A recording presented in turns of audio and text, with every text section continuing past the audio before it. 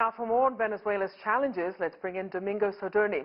Domingo is Assistant Director of the Adrienne Arsht Latin America Center at the Atlantic Council. Thank you for joining us. Thank you for having me.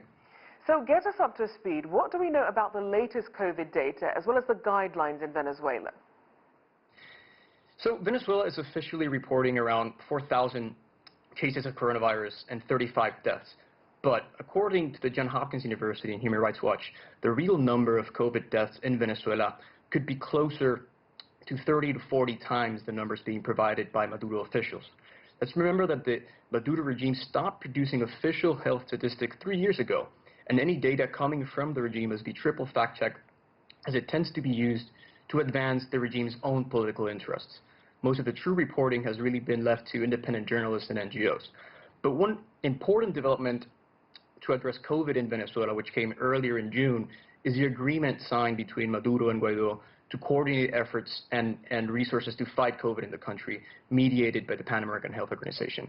And while this is an important step forward, much more needs to be done to end the suffering of the Venezuelan people, which, pandemic aside, is going through the worst crisis in the hemisphere's history. So then how would you characterize the state, not just of the healthcare system, but also the economy right now?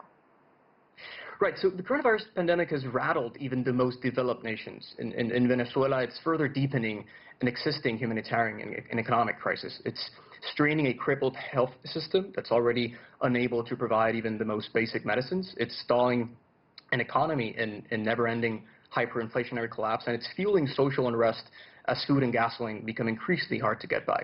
Some economists are saying that this will be the worst year for Venezuela's economy in a century, even as it suffers a devastating economic decline.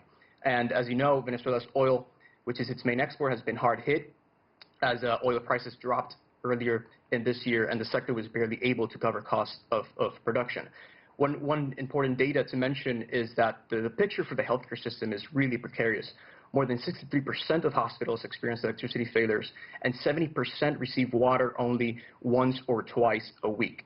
So in short, if Venezuela has had a hard time mitigating its own crisis before the pandemic, it will surely have a difficult time doing so now without a convergence from external help and a national emergency plan.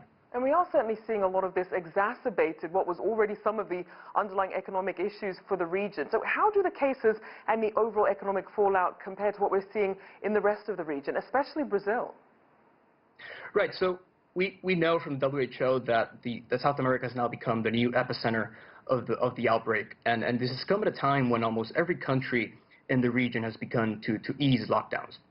And we're seeing large numbers in Brazil, Mexico, Peru, Chile, and Ecuador, which have been the hardest hit. And in Brazil, more than 1 million cases and 50,000 deaths have been reported. And that's only the U.S. surpassed Brazil globally in number of cases and deaths.